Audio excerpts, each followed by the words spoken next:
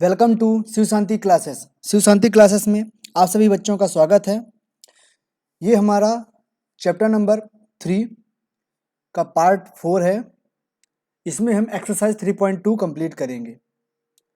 ये 3.2 का पार्ट 1 कहलाएगा, क्योंकि 3.2 बहुत लंबा है, तो इसे एक ही वीडियो में करेंगे तो बहुत लंबा हो जाएगा, तो हम इसे पार्ट वाइज करेंगे। लगभग 2 या 3 वीडियो बने हैं इसके, तो जो भी आप पुराने वीडियो नहीं देखे हैं तो उन्हें आप प्लेलिस्ट पे जाकर देख सकते हैं और देख लीजिए, तो आगे जो क्वेश्चन है उसे समझने में आपको आसानी होगी। और जो बच्चे चैनल को सब्सक्राइब नहीं किए हैं, नए बच्चे हैं, वो सबसे पहले आप चैनल को सब्सक्राइब कर लीजिए और बेल आइकन को प्रेस कर लीजिए, ताकि वीडियो अपलोड होते ही आपको नोटिफिकेशन मिल जाए। तो चलिए क्लास शुरू कर देते हैं। तो हम पहुंच गए प्रश्नावली 3.2 का। पहला क्वेश्चन क्या कह रहा है? निम्न समस्याओं में रेखिक समीकरणों के युग्म बनाइए और उनके ग्राफिक विधि से हल ज्ञात कीजिए। अर्थात ये दो क्वेश्चन दिए हुए हैं, उनको उनके x और y की वैल्यू निकालना है और उन्हें ग्राफ में रिप्रेजेंट करना है, और ग्राफ के थ्रू हमें बताना है कि इन दो जो क्वेश्चन हैं इनके जो कॉमन मान होंगे, अर्थात इनकी जो x और y की जो वैल्यू होगी वो हमें ग्राफ के थ्रू रिप्रेजेंट करना है। तो चलिए शुरू करते हैं। एक बार फिर से आपको इन्फॉर्म कर दूं, जो भी बच्चे सब्सक्राइब हुआ तो आपको ये आइकन आएगा, उसके बाद आप ये जो बेल आइकन है उसे प्रेस कर लीजिएगा। वीडियो को लाइक जरूर कीजिए। कोई भी प्रॉब्लम हो, कोई भी क्वेश्चन में दिक्कत हो, आप इस कमेंट बॉक्स में लिख सकते हैं। तो चलिए क्लास शुरू कर देते हैं। तो पहला क्वेश्चन क्या कह रहा है? कक्षा x के 10 विद्यार्थियों ने गणित की पहेली प्रतियोगिता में भाग लिया। यदि लड़कियों की संख्या लड़कों की संख्या से 4 अधिक हो तो प्रतियोगिता में भाग लिए लड़कों और लड़कियों की संख्या ज्ञात कीजिए। तो इसमें कक्षा का x है, इसमें कुल लड़के कितने हैं? 10 हैं। तो 10 में से कुछ लड़के हैं, कुछ लड़कियां हैं। तो मान लेते हैं कि लड़कियों की संख्या x है और लड़कों की संख्या y है। उसमें से अब पहले इक्वेशन क्या बनेगा? टोटल लड़के कितने हैं? 10 हैं। तो x plus y equal to क्या हो जाएगा? 10 हो जाएगा। उसके बाद दूसरा कंडीशन क्या कह रहा है? यदि लड़कों की संख्या नहीं लड़कियों की संख्या, यदि लड़कियों की संख्या लड़कों की संख्या से 4 अधिक है, अर्थात लड़कियां ज्यादा हैं। लड़कियां कितनी हैं? लड़कियां x हैं, ज्यादा है किससे? y से। कितनी ज्यादा है? 4। तो ये हमारा दूसरा इक्वेशन आ जाएगा। तो ये जो इक्वेशन बनते हैं यही सबसे मेन पॉइंट होता है इन क्वेश्चनों का। इक्वेशन बन गया अर्थात सारे क्वेश्चन सॉल्व। तो उम्मीद है ये इक्वेशन बनाना आपने सीख लिया होगा। जैसे क्वेश्चन में कहते जाए वैसे आप करते जाइए। ठीक, तो अब क्वेश्चन सॉल्व करते हैं। इक्वेशन, ये हमारा पहला इक्वेशन आ गया, दूसरा इक्वेशन आ गया। ठीक, तो पहले इक्वेशन से x और y का वैल्यू निकालेंगे। x की वैल्यू हम कुछ भी रखते जाएंगे और उस हिसाब से y की वैल्यू निकालेंगे। यहाँ पे 5 रखा है, जब x की वैल्यू 5 रखेंगे तो y की वैल्यू 5 आएगी, क्योंकि x plus y equal to 10 है। तो 5 यहाँ पे रख देंगे, प्लस वाई इक्वल टू हो जाएगा 10, और y इक्वल टू 10 माइनस 5, तो ये हो जाएगा y इक्वल टू 5। ठीक, उसी प्रकार 6 रखेंगे तो हमारा 4 आएगा, 7 रखेंगे 3 आएगा, 1 रखेंगे तो 9 आएगा। आप कितने भी निकाल सकते हैं। तो हमने 3 पॉइंट निकाले हैं x और y के। किसमें? इक्वेशन 1 समीकरण 1 से। उसके बाद हम समीकरण 2 पर चलते हैं। समीकरण 2 पे क्या कह रहा है? x minus y equal to 4 है। यहाँ पे x equal to 4 plus y हो गया। अब x का मान यहाँ पे रख करके हम y का मान निकालेंगे। यदि x की वैल्यू 5 रखेंगे तो y की वैल्यू 1 आएगा, x की वैल्यू 6 रखेंगे तो y की वैल्यू 2 आएगी, और x की वैल्यू 7 रखेंगे तो y की वैल्यू 3 आएगी। चलिए हम एक पॉइंट रख कर बताते हैं आपको। चलिए सपोज 6 रखते हैं x की वैल्यू, तो x minus y equal to 4 है। x की जगह हम रखते हैं 6 माइनस वाई इक्वल टू 4, तो माइनस वाई इक्वल टू क्या हो जाएगा? 4 माइनस 6, तो यहाँ पे आएगा -2, और माइनस माइन हट जाएगा तो y इक्वल टू क्या आ जाएगा? 2। तो हमें y इक्वल टू 2 मिल गया। तो उसी बार 5 रखेंगे तो 1 मिल जाएगा हमें, 7 रखेंगे 3 मिल जाएगा। आप कोई भी वैल्यू रख सकते हैं, इनफाइनाइट वैल्यू। है। यदि आप 3 रखेंगे, x की वैल्यू 3 रखेंगे, यदि यहाँ पे देखिए x minus y equal to 4 है, x की वैल्यू 3 रख दिए तो हमारा 4 आ जाएगा, और जब 3 इधर जाएगा तो माइनस वाई इक्वल टू क्या हो जाएगा 1, तो y इक्वल टू क्या हो जाएगा -1, तो y इक्वल टू -1 हो जाएगा। तो आप कोई भी वैल्यू रख करके x और y का मान निकाल सकते हैं। ठीक, तो यहां तक आपको समझ में आ गया। अब चलते हैं आगे। तो हमारे पास पहला इक्वेशन जो था उसके 3 पॉइंट मिले हमें, 5,5, 6,4 और 7,3। उसके बाद x minus y equal to 4 में हमें 3 पॉइंट मिले। अब इन 3 पॉइंट को हम इस ग्राफ में रिप्रेजेंट करेंगे। पहला पॉइंट है 5,5, 5,5 कहाँ पे होगा, ये तो आपको अब सरल लगने लगा होगा, यदि पुरानी क्लासेस आपने देखा होगा तो आपको एकदम नॉर्मल लग रहा होगा ये सारे क्वेश्चन। तो 5,5 कहाँ पे है, ये पॉइंट है। उसके बाद 6,4, 6,4 ये पॉइंट है। और उसके बाद क्या है 7,3, 7,3। तो इन लाइन को मिला देंगे। ठीक, तो ये हमारा पहला इक्वेशन हो जाएगा। दूसरे इक्वेशन में क्या क्या दिया है 5,1, 5,1 ये हमारा पॉइंट, 6,2, 6,2 ये हमारा पॉइंट, और 7,3, 7,3। अब इस पॉइंट को भी मिला देंगे तो ये हमारा दूसरे इक्वेशन का लाइन हो गया।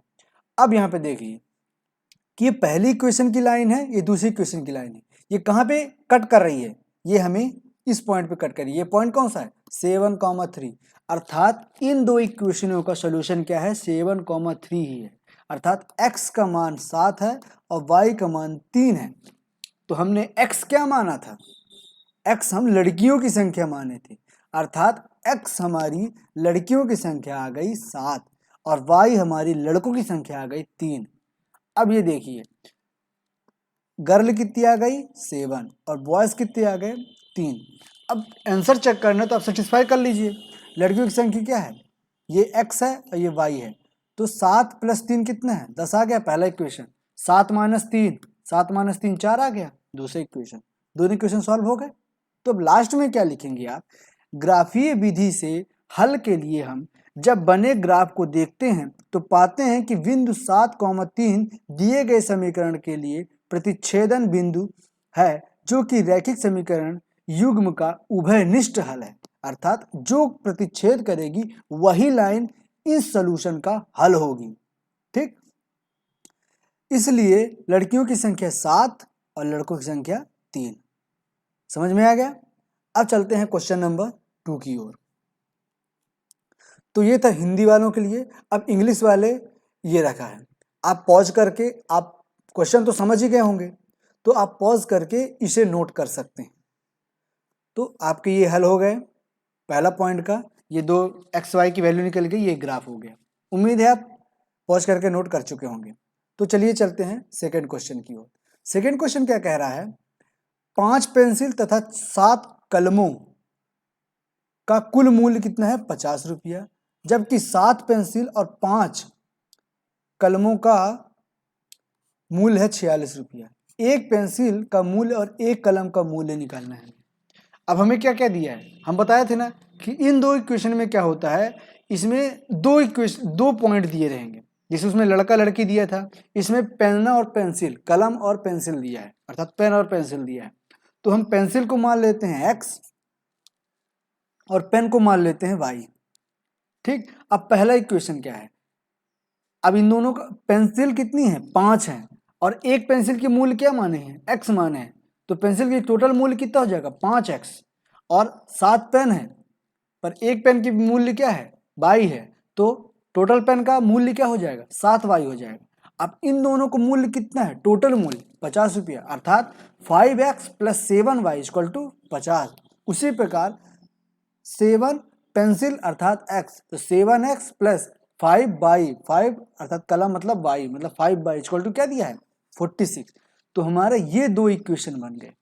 अब इन दो इक्वेशन से हम, इन दो समीकरण से हम x और y का वैल्यू निकालेंगे। तो पहली समीकरण क्या दिया है 5x + 7 = 50। तो इसमें से x का मान हम रखेंगे 3, तो हमें y का वैल्यू मिल जाएगा 5। अब हम सॉर्ट जल्दी करते हैं, आप पेन में करके देखिएगा रफ पेन में। ठीक, और x की इक्वल टू यदि हम 10 रखेंगे तो y इक्वल टू हमें 0 मिल जाएगा, x इक्वल टू -4 रखेंगे तो y इक्वल टू हमें 10 मिल जाएगा। ठीक, एक्स की जगह आप कोई भी वैल्यू रख सकते हैं, हमने ये 3 वैल्यू रख करके आपको बता दिया है। उसी प्रकार इक्वेशन सेकेंड में हम x की वैल्यू 8 रखेंगे तो y की वैल्यू हमें -2 मिलेगी, x की वैल्यू 3 रखेंगे तो y की वैल्यू 5 मिलेगी, और x की वैल्यू -2 रखेंगे तो हमें y की वैल्यू 12 मिलेगी। ठीक, तो हम पहली इक्वेशन से एक्स वाई निकाल लिए हैं और दूसरे इक्वेशन से एक्स वाई निकाल लिए हैं।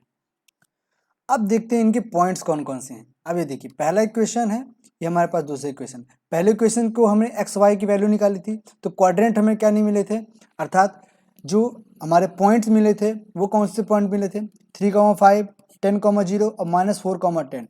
उसी प्रकार सेकेंड इक्वेशन में 8, -2, 3,5 और -2,12, अर्थात x की वैल्यू 8 है, y की वैल्यू -2 है। उसी प्रकार सभी में है x, y हमारा क्वाड्रेंट होता है। ठीक, तो पहली अंक x का मान होता है, दूसरा अंक y का मान होता है। तो चलिए पहले इक्वेशन में से जो हमारे पॉइंट्स है उन्हें डिनोट करते हैं। तो पहले है 3,5, 3,5 ये हमारा पॉइंट मिल गया। ठीक, ये हमें पॉइंट मिल गया। उसके बाद दूसरा क्या है 10,0, 10,0, तो ये हमारा पॉइंट हो जाएगा 10, तो यहाँ हमें मिल गया 10,0 और इधर मिल जाएगा -4,10। ठीक, अब इन तीनों पॉइंट को मिला देंगे। उसके बाद दूसरा इक्वेशन क्या है x, 8, -2, 8, ये मिल गया हमें 8, -2। दूसरा पॉइंट क्या है 3,5, ये हमारा 3,5 रहा, और -2,12, -2,12 ये हमारा आगे मिल जाएगा। 10 के बाद इधर आगे पॉइंट रहेंगे। ठीक, ये ग्राफ हमने छोटा बनाया है इसलिए ऐसा हो रहा है। बाकी आप 2 पॉइंट से भी आप लाइन ड्रॉ कर सकते हैं। एक लाइन ड्रॉ करने के लिए कम से कम 2 पॉइंट की जरूरत होती है। ठीक, तो 2 पॉइंट हमें इसका मिल गए हैं तो आप इसे ड्रॉ कर दीजिए। तो जब आप ड्रॉ करेंगे दोनों लाइन को तो हमें एक कॉमन पॉइंट मिलेगी, क्या 3,5, अर्थात x की वैल्यू क्या है 3 और y की वैल्यू है हमें 5। ठीक, तो x हमने क्या माना था, x हमने माना था पेंसिल की वैल्यू, पेंसिल को हमने x माना था, और पेन को हमने माना था y। तो x की वैल्यू 3 और y की वैल्यू क्या आई है 5, अर्थात पेंसिल हमारा 3 है और पेन हमारा 5 है।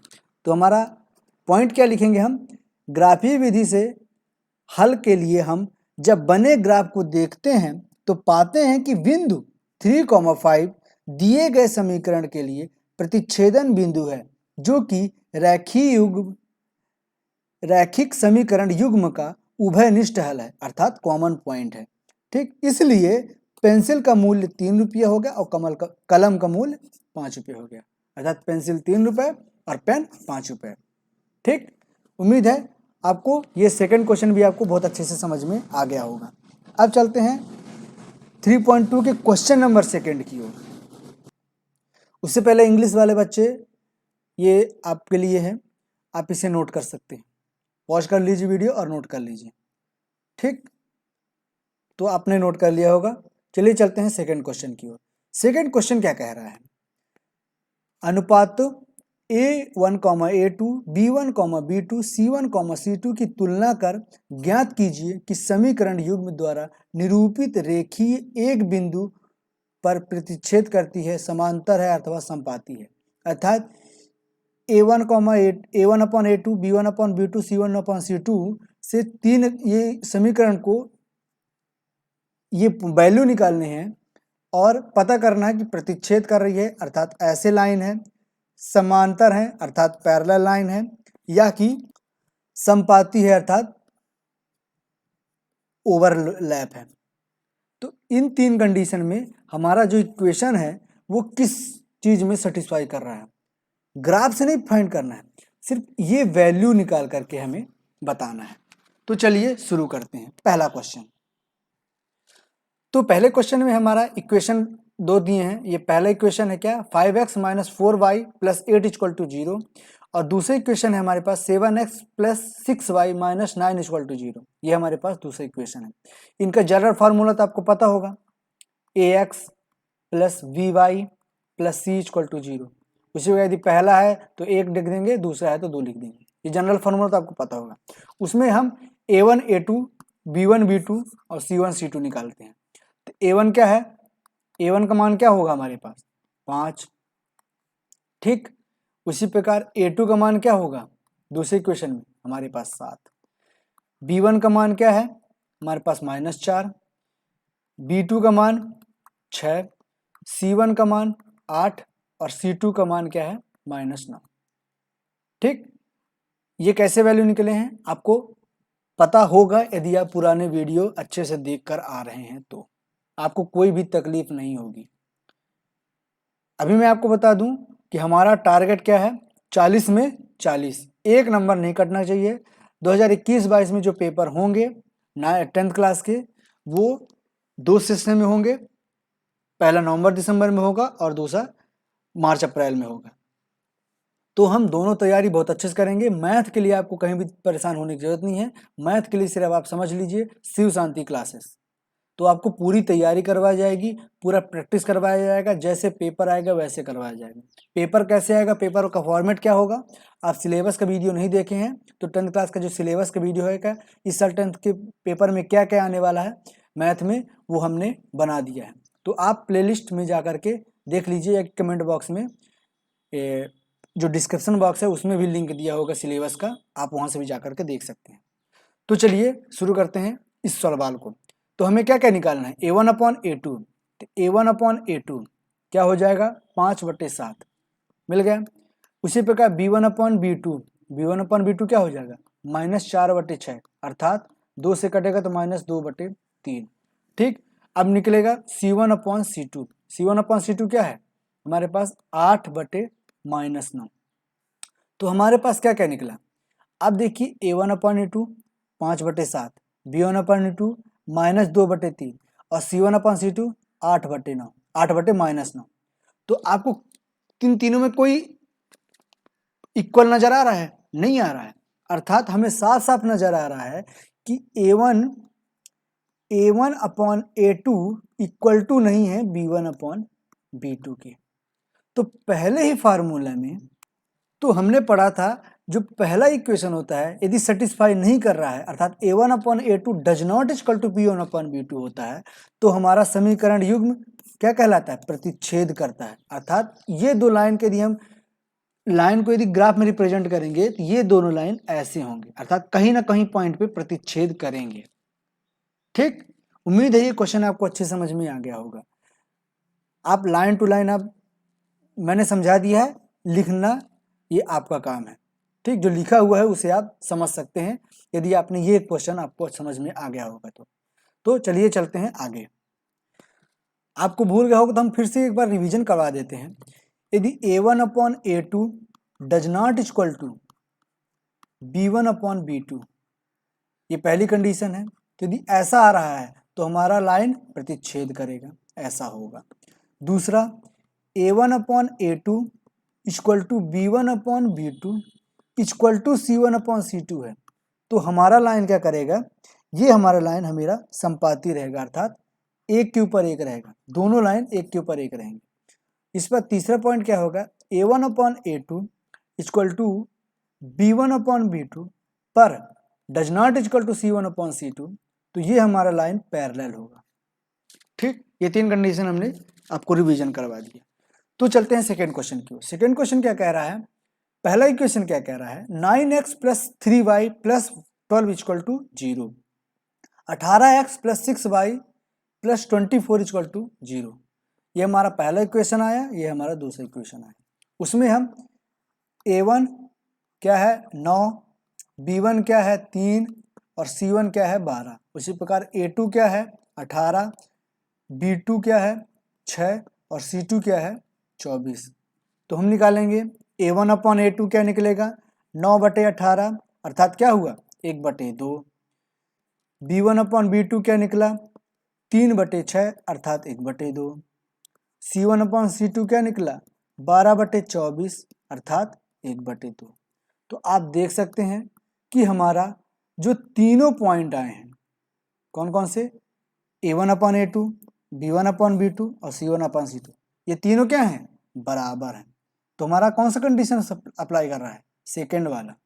तो अतः जब a1/a2 equal to b1/b2 equal to c1/c2 होता है तो क्या होता है, लाइन समपाती होती है, अतः समपाती है, रेखाएं समपाती है अर्थात ओवरलैप हैं अर्थात कोइंसिडेंट हैं।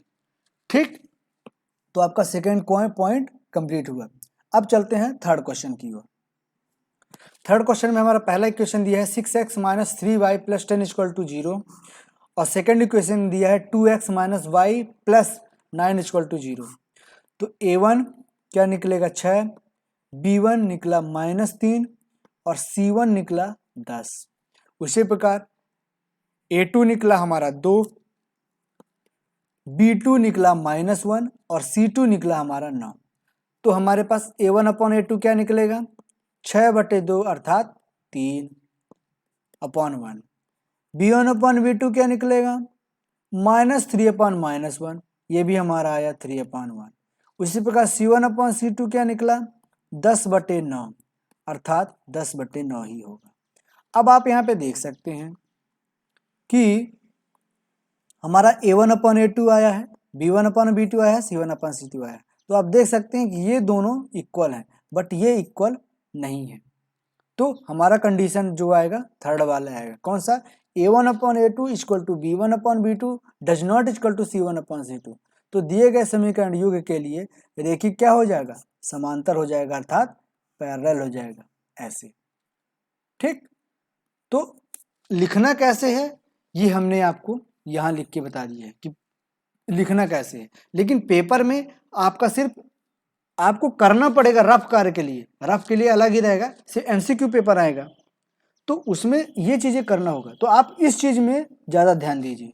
ये तो लिखने का तरीका, जब डिस्क्रिप्टिव होता है कॉपी पेन में लिखना होता है तब ये ऐसे लिखना होता है। तो इस साल के लिए आप फ्री रहिए, आपको सिर्फ समझना है क्वेश्चन को, ये लिखने का तरीका मत देखिए, सिर्फ आपको आंसर देना पड़ेगा। ऑप्शन रहेगा समपाती कि पैरेलल होगा कि उसके क्या कहते हैं प्रतिच्छेद करेगा, ऐसे ऑप्शन में रहेंगे, ऐसा इक्वेशन दे देगा और ऑप्शन 3-4 दे देगा, तो उसमें से टिक करना होगा। उसके लिए सोल्यूशन आपको ये सारी चीज़ें आपको किसी अलग से रफ कार्य में करना पड़ेगा। ठीक, तो उम्मीद है ये सारे क्वेश्चन आपको समझ में आ गए होंगे। तो इस वीडियो में हमने एक्सरसाइज 3.2 का क्वेश्चन नंबर 1 और क्वेश्चन नंबर 2 पूरी तरह से कंप्लीट कर लिया है और पूरी तरह से आपको समझ में भी आ गया होगा, मुझे पूरा उम्मीद है। इसके बाद भी आपको नहीं आया है समझ में, कोई से भी क्वेश्चन में की प्रॉब्लम है इस वीडियो के क्वेश्चन में या कि पुराने वीडियो के क्वेश्चन में, तो आप कमेंट बॉक्स में पिन कर सकते हैं, आप बता सकते हैं।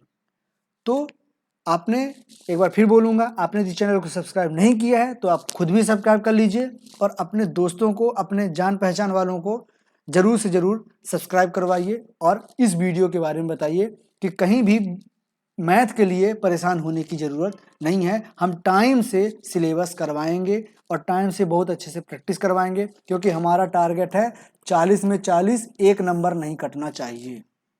क्यों नहीं कटना चाहिए इसका वजह हम सिलेबस में बताए हैं, आप सिलेबस का वीडियो देख लीजिए। तो चलिए मिलते हैं नेक्स्ट वीडियो में एक्सरसाइज 3.2 के अगले आने वाले क्वेश्चन पे। तो तब तक के लिए स्वस्थ रहिए, सुरक्षित रहिए। जय हिंद, जय भारत।